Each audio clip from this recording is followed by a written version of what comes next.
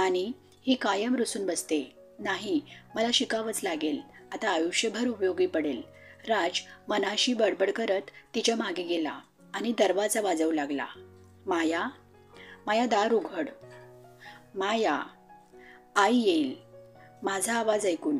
माया तो दाराच्या फटीतून हळूच पण ऐकू जाईल असं बोलत होता आणि मनीषाच्या नावाची धमकी मिळाली तसं तिने दरवाजा उघडला आणि जाऊन बेडवर ब्लँकेट ओढून झोपून गेली. बापरे, तेव्हा जास्तच गरम झालेला दिसतोय. राजबाबू, तुमचं काही खरं नाही. आज कसं करणार? तो दरवाजा बंद करून विचार करत तिच्याजवळ येऊन बेडवर बसला. माया, अगं ए वेडी, वेडी आहेस का माया? ती सुजाबांना काही पण बोलते आणि तू ऐकते. मी तिला मुद्दामून चिडवायला म्हणत होतो. ए माया, तो तिला समजावत होता. ती ब्लँकेटमध्ये हसत होती, पण हळूहळू, त्याला कळू नये म्हणून. बरं बाबा, मला काही जास्त येत नाही म्हणवायला. मी हे करू शकतो. 1 2 3 4 5 6 7 तो उठक बैठक करत होता. तशी तिचा जीव कासावीस होऊ लागला, कारण त्याचा बोलताना आवाज ऐकून त्याला त्रास होतोय हे समजत होतं. पण तिला लाड पण करून घ्यायचे होते, म्हणून कसलीच हालचाल जाणवत नव्हती तिला आणि ती पाठ करून झोपली होती. त्यामुळे हळूच बाजूला करून पाहू शकत नव्हती. अरे, गेली की काय राज? की आत्या आल्या? बापरे, त्यांनी राजला असं पाहिलं तर माझं काही खरं नाही. नकोच, मीच पाहते उठून. ती घाबरून पटकन उठली आणि पाहून थक्क झाली, कारण राज समोर बिचारा ओणवा उभा होता. वाकून पायाची बोटे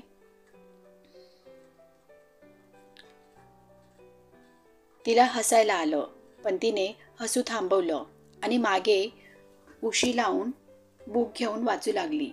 नाटक नुसतं, दुसरं काय. तोच राज उभा राहिला. तिने नजरेच्या कोपऱ्यातून हळूच पाहिलं काय करतो ते, पण पाहून तिचं हसूच कंट्रोल झालं नाही. ती पोट धरून हसायला लागली. राज खाली बसून गुडघ्यात हात घालून बेडकी बनला होता आणि ते पाहून तिचा राग रुसवा पळून गेला आणि उठून त्याच्यासोबत खाली बसली आणि मोठमोठ्याने हसू लागली. ते पाहून मोठमोठ्याने हसायला लागले आणि तो पाहतच राहिला. तिचे ते निखळ हास्य त्याच्या हृदयाला छेडत होते. तिचे ते ओठ त्याच्या ओठांना साथ घालत असल्यासारखं वाटत होतं. त्याने नकळत तिला स्वतःजवळ घेतलं आणि तिच्या त्या गुलाबी ओठांचा ताबा मिळवला आणि दोघं एकमेकांत गुंतले. काही वेळानं त्यानं तृप्त होऊन तिला उठवलं आणि तिनं स्वतःला सावरलं. पुन्हा दोघं बेडवर बसून बोलत बसले. राज, मला बोलायचं होतं सुजाताबद्दल. तिने विषय काढला. बोल ना मग. राज, आता वेळ आली आहे की आपण सुजाच्या त्या व्यक्तीला भेटायला जायला हवं लवकरच, कारण आत्यांना त्याची थोडीफार भनक लागली आहे असं वाटतंय. कारण तिच्यावर तंतन करत होत्या मगाशी, यावर म्हटलं मी. त्यांना तिच्या वागण्यातून संशय आला आहे. मायानं मगाशी झालेला सगळा प्रकार राजला सांगितला. तसा तो विचार करू लागला. बरोबर आहे तुझं म्हणणं. दुसरीकडून कळण्यापेक्षा आपण सांगितलेलं बरं, कधी पण योग्य राहील. कारण दुसऱ्याने सांगितलं तर आपल्याला, आपल्या माणसांना खूप वाईट वाटतं, त्रास होतो. त्यापेक्षा मी बोलतो आईशी या विषयावर. राजनी मायाला सांगितलं, पण राज, यापूर्वी आपण त्याची भेट घ्यायला हवी.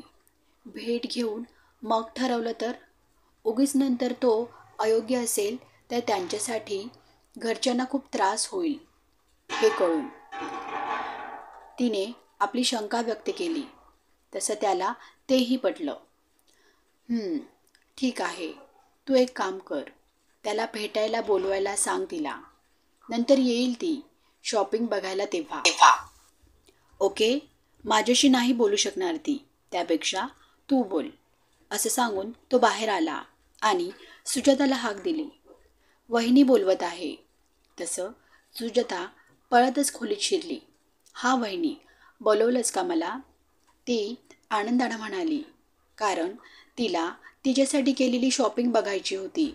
त्याची उत्सुकता जास्त होती आज. वहिनी, वा, हे माझ्यासाठी खूप छान आहे, आवडलं मला. मायानी आणलेले शूज पाहून ती खूप खुश झाली. ते पाहून मायाला पण बरं वाटलं. तुझ्या वस्तू परदेशी असतात, पण मला आवडलं म्हणून आणलं. नाही आवडलं तसं सांग मला, नाही वाईट वाटणार मला. शेवटी प्रत्येकाची पसंत असते.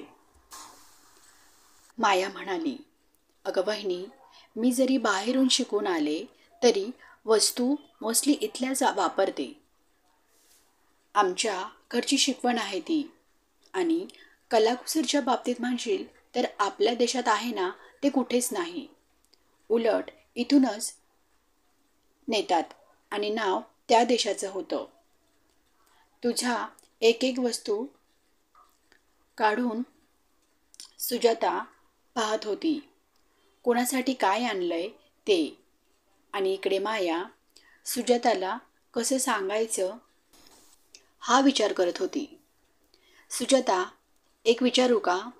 सगळं बळ एकवटून शेवटी तिने मनाची तयारी केली आणि प्रश्न केला. बोल ना वहिनी. ती वस्तू बघत तिच्याकडे न बघतच बोलली.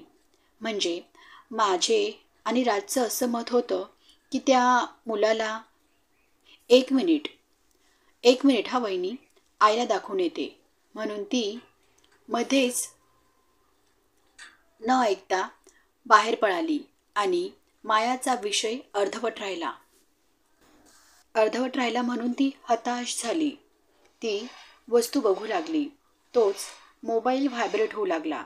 तसं तिने मोबाईल हातात घेतला तर मेसेज ब्लिंक झाला होता. तिने मेसेज वाचला. माया, स्वीट क्वीन. तिच्या डोक्यात अनेक प्रश्न निर्माण झाले. तिचे अंग तडतडू लागले. अंगाला घाम फुटला. तिने मोबाईल बेडवर फेकला. वहिनी, सुजाता ओरडली. वहिनी, सुजाता पुन्हा ओरडली आणि धावतच तिच्याजवळ गेली. आवाज ऐकून राजसुद्धा हॉलमधून पळत आला. माया पाय पोटात घेऊन घाबरून बसली होती. एकसारखी फेकलेल्या मोबाईलकडे बघत होती. घामाने भिजलेली, केस अस्ताव्यस्त झालेले. ती थरथरत होती. अनेक आठवणी डोक्यातून पळत होत्या, ज्यांनी तिच्या शरीरावर वार केले होते. अप्रत्यक्षरित्या ती त्या ठिकाणी जाऊन आली. तिला ते मनातून जाणवत होतं. राजनी पाहिलं आणि त्याला घाम फुटला.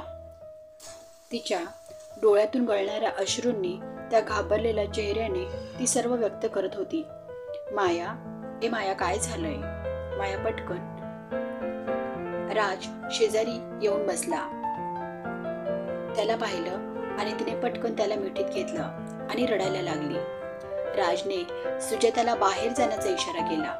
तसं ती दरवाजा लावून घेऊन आपल्या खोलीत गेली. राज, तो मानव, त्याचा मेसेज, ती तुटक बडबडू लागली. तसं तिचे अंग अजूनच कापत होते आणि तिची अवस्था पाहून राजच्या अंगावर काटा आला. त्याचे डोळे रागाने भरले. मनात असंख्य प्रश्न निर्माण झाले होते. माया, रिलॅक्स, इकडे बघ, शांत हो, घाबरू नको, मी आहे ना, हे बघ, माझ्या जवळ आहेस तू, मग का घाबरतेस? शांत, अगदी शांत.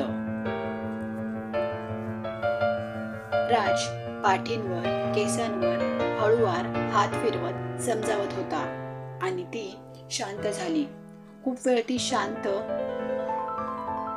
होती. काही वेळाने त्याच्या मिठीत रिलॅक्स झाली. त्याने तिला बाजूला केलं आणि हातावर हात ठेवला. Are you okay now? Now tell me what happen?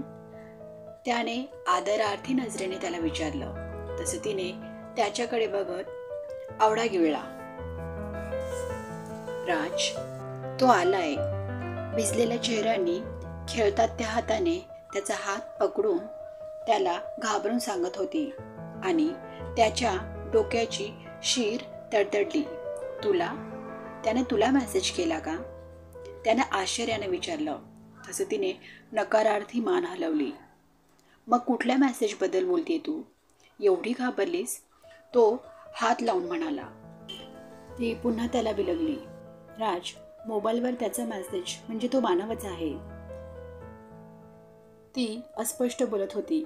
राज तिच्या बोलण्याचा अर्थ लावत होता, पण जेव्हा त्याला समजलं तसं त्याचे डोकं फिरलं. तिनं त्याच्याकडे पाहिलं तर तो रागाने लालबुंद झाला होता. विचारात हरवला होता. त्याच्या हाताच्या कपाळावरच्या शीर ठणकत होत्या. राज, राज, ती चढ्या आवाजात बोलत होती आणि तो भानावर आला. तिच्या त्या प्रश्नाचा चेहरा पाहून त्याचा राग काही अंशी कमी झाला. त्याने नॉर्मल राहण्याचा प्रयत्न केला. बोल ना, तो उतरत्या आवाजात म्हणाला. तशी ती कपाळावर आड्या पाहू लागली, कारण त्याचं असं वागणं थोडं संशयास्पद वाटलं तिला आणि ती घाबरली. तो मेसेज ती जमेल तेवढं नॉर्मल होऊन बोलण्याचा प्रयत्न करत होती. नाही माया, तुझा काहीतरी गैरसमज झाला असेल. सुजाताला तो मेसेज करेल. तू नको जास्त विचार करू, तो म्हणाला. खरं तर त्याच्या डोक्यात गोंधळ उडाला होता, पण तिच्या समोर निर्विकारपणे राहण्याचा प्रयत्न करत होता. नाही राज, तो मला स्वीट क्वीन म्हणायचा कायम. ती लटपटत बोलली. तसे त्याने तिला जवळ घेतलं आणि शांत करू लागला. हे बघ, आपण नक्की याची शहानिशा करू, ओके? आता तू जास्त विचार करू नको. काय ते मी पाहतो, राज तिला शांत करत म्हणाला. तशी ती थोडी रिलॅक्स झाली. तो केसांवरून हात फिरवत तिला गोंजारू लागला. कालच्या प्रवासाने आणि रडल्याने ती थकली आणि त्याच्या छातीवर डोकं ठेवून झोपून गेली.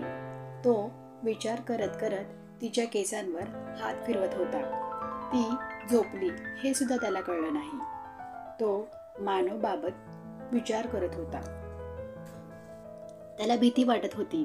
सुजाताच्या बाबतीत जर मायाने सांगितलं ते खरं असेल तर सुजाताच्या चुकीच्या नात्यात अडकली तर तिला बाहेर काढणं मुश्किल होईल. सुजाता पण माझ्यासारखी मायासारखी हट्टी आहे आणि ती ऐकण्याची शंका कमी आहे माझी. ते सत्य बघावं लागेल आणि तेही लवकरात लवकर, नाहीतर वेळ हातातून निघून जाईल. तो विचार करत करत अचानक भानावर आला. मायाची काहीच हालचाल नाही हे पाहून त्याने वाकून पाहिलं तर ती निर्विकार बिनधास्त त्याच्या मिठीत झोपली होती. त्याला तिचं कौतुक वाटलं आणि दया पण आली. भीती मनात बागडणे, पण इथे आल्यापासून मनात दाबून ठेवलेली भीती अजूनही गेली नाही तिची. मला ही भीती दूर करावी लागेल. तिच्या हसऱ्या चेहऱ्यामागे असणारं भीतीयुक्त मन मला सरळ करावं लागेल. हसऱ्या चेहऱ्यामध्ये असणारं भीतीयुक्त मन मला सरळ करावं लागेल. त्यासाठी या प्रकरणाचा छडा लावणे गरजेचं आहे आणि तिला मी सर्व सांभाळण्याची शाश्वती द्यायला हवी, तरच ती घाबरणार नाही. राज मनाशी पक्क करून तिला हळूच एका बाजूला केलं आणि झोपवलं. उठला आणि अंगावर पांघरून घालून बाहेर आला तर सुजाताच्या खोलीचा दरवाजा उघडा होता. त्याने पाहिलं तर ती खोलीत फिरत होती आणि हाताची बोटे मोडत विचारात गुंतली होती. असं त्याला वाटलं. तो खोलीत जाऊन तिला विचारणार तोच तिचा कॉल आला आणि त्याची पाय तिथेच थांबले. हॅलो. हां. काय? अरे वा, I am so so so so happy for you, Akshu. Yes, of course my dear.